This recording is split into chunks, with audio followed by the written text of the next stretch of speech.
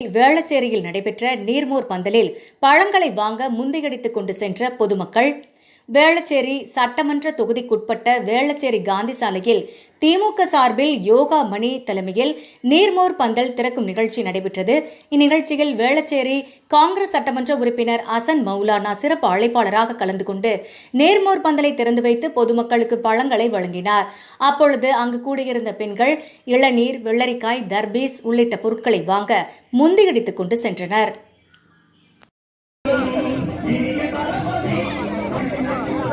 நாளைய சரித்திரம் எழுதும் அரசியல் நாயகர்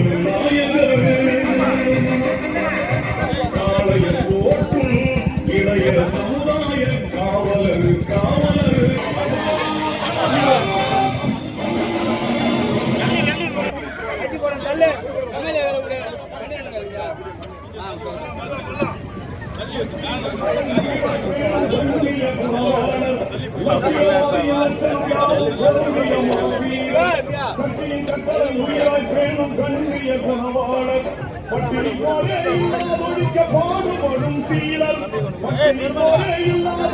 பாடுபடும் சீலர் பாட்டாளி வர்க்கம் முழுமைக்கும் அவர்தான் பாசமிகு தோழர்.